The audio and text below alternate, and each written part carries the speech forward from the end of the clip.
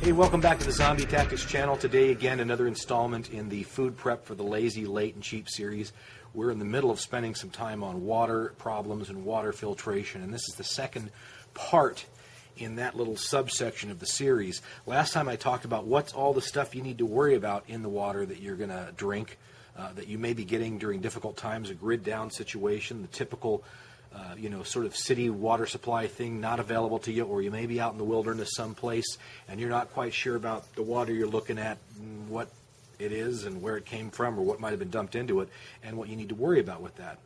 Go back and review that video if you want to know what those things are. Briefly, they are basic turbidity, dirty water, biological and viral things in the water and things that have to do with that, and then chemical and biological toxins, petrochemicals, heavy metals, arsenic, stuff like that. One of the things I want to talk about today, or the thing I want to talk today about, is that people will often think that they've got all of this handled if they simply go out and buy a water filter. And if they go out and they buy a really good water filter, well, then they've really got it handled, right? But without some research and without some knowledge about the fact that all of those factors are the things that we might have to worry about, we're not really getting into the problem enough to know whether we've got the problem solved. I'm going to show you some things that are excellent products that are a part of my personal survival kit or my personal prepping kit, my bug out bag, whatever you want to call it. And they're great products. I'm going to do a full review of these products later on, apart from the Lazy, Late, and Cheap series, to get into them more in depth. But I'm going to talk about them just briefly to show you how you could buy this, think you've got your problem handled, and it's not handled. There'd still be something more you have to do or something else you haven't really completely thought about. It's not just a matter of buying something in a box.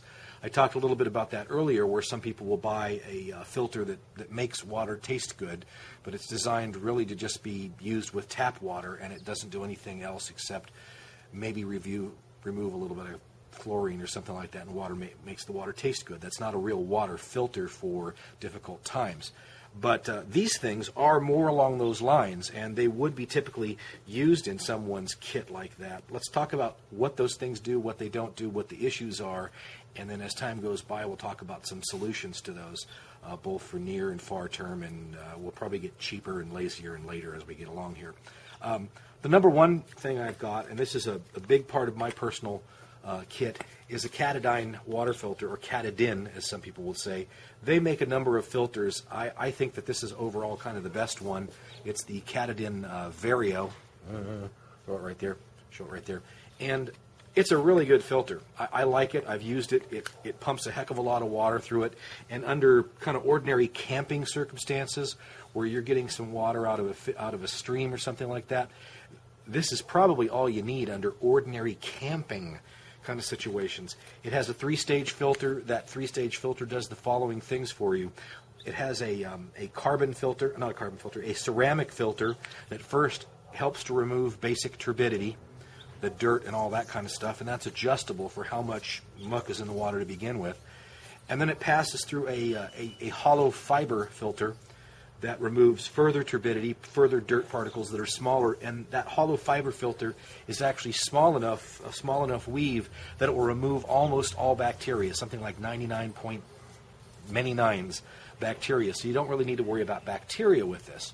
And then on top of this, it passes the water through a carbon core, an activated carbon or activated charcoal core that helps to remove some chemicals, chlorine, stuff like that. Does a pretty good job of it, and will in fact remove some volatile chemicals, some petrochemicals, some lead, some arsenic, stuff like that, but not really a complete job. And that's one of the first problems with a filter like this, is that there is not enough activated carbon in it to do a complete job of removing all of those potentially harmful chemicals out of it. But overall, really good, great backpacking filter, great camping filter. But you might buy this and think you've got, hey, I've got it all handled, but you don't. Part of the reason is that if you are dealing with a situation where you think there are chemical contaminants and toxins in the water, the carbon core is not enough in here to really do you much good, or at least not do it for much time before you'd have to replace that carbon again. So we either have to have a steady supply of carbon to replace that, or we're going to have to pass it through something else or do something else with that water before we drink it. if we think we've got that problem. The other problem is that this does nothing for you concerning viruses, which is why Katadyn makes their little line of water purification tablets that are designed to put in your water afterwards to purify it from viruses and harmful things like that. So it doesn't take care of viruses for you if you're in a situation where you think there may be viral activity in the drinking water owing to people doing the wrong things with the water upstream or in a well or something like that. But you could buy this, think you got the whole problem solved. You don't. So that's a problem. We need to know what to do about that. We could do some things about the viruses. Boiling it is a good one. Using chlorine, using those other kinds of things like iodine and all that kind of water purification tablets is a good solution, but it's kind of difficult to buy that stuff and keep it in large quantities, and we may not have it on hand with us in a kind of a portable situation. So as a viral solution, I think it's a little iffy unless you have a base camp where you're able to stay for a long period of time. We'll get to that. Not in this video, but another one. The second product I've got here is a Sawyer 0.02 filter. This is a gravity-fed filter, and it's designed to have this end hooked up to a bucket, and for that bucket to be above this end here where the filter element is, and it's gravity-fed, and it passes through here, and as the name 0.02 filter might imply, this filters everything out of the water down to 0.02 microns. That's 2/100ths of a micron in size. That is a small enough size that it will filter out all bacteriological material and small living organisms, paramecium, all that kind of good stuff, bad stuff. It will filter out any muck that's in the water. Anything bacteriological will absolutely not get through this filter. And on top of that, that 0.02 designation, which is certified, I think, by the EPA, that's small enough that viruses won't get through this either. And again, we're going to get rid of almost all bacteria and viruses with just this one filter. So that sounds like a great idea, doesn't it? I mean, all you need is a bucket or some kind of a tub or something to hook this up to. It's gravity fed. Boom. This could be a bag up here. All kinds of things you could use with it. And they do sell it in that combination with a bag, or this version, which is designed to be used with like a food bucket or something, and you drill a hole in the side and some other junk. We'll get to that in the review of this product. But you think you have the whole problem solved, especially because I've got viruses handled now too, right? Well, I got bacteria and I got viruses handled, but this does absolutely nothing about chemical contamination. Nothing at all. So if I am in a situation where after putting it through this, and the water smells a little funny, or I can still see an oil slick sitting on top of the thing of some kind, I know I've got a problem. Well, maybe I'd then pump it through this thing to remove part of that, but I'd quickly find the carbon core here exhausted if I was in a situation like that. Now, there's a lot you can do about this. One of the things is if you want to, you can just go ahead and buy some activated charcoal or activated carbon and make yourself a big old charcoal filter to pass your water through, and that will do a lot to get rid of contaminants, chemicals, toxins, things like that. And so that might be another stage you'll do, as well as, you know, boiling your water or using bleach or something else to remove viruses for this.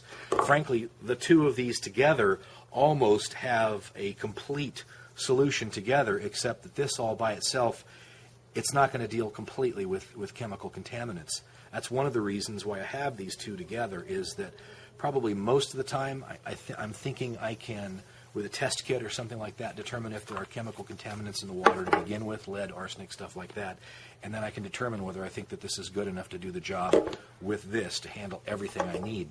You might ask, well, if you can boil the water, why not just do it? I like this approach because it doesn't use any fuel. It has an extremely long life. This thing will last through more gallons of water than you can drink in your lifetime, or probably your family can drink in your lifetime. It requires very minimal maintenance. Again, we'll get into that in the review. And the Katadyn, I'll be showing you some solutions for helping to improve your ability to use this as an in-the-field filter with chemical contaminations as well as the biological things. So just some thoughts about, don't think you can just go out and buy some stuff and you've got the whole problem solved. You could conceivably have a good part of the problem solved, but not a complete solution. In coming episodes, I'm going to be showing you how to build some filtration devices of your own that are really efficient, and you can buy stuff off the shelf that you can get locally. It doesn't cost a lot of money, and it will do probably as good a job as this and this together with a little bit of work, with some other considerations thrown in there. And so that's how we'll continue this series as we go on. That's Zombie Tactics today with more about water. We'll be back next time in this series with more good stuff about water filtration because it's such an important topic to consider. That's Zombie Tactics for today. We'll see you next time. Bye-bye.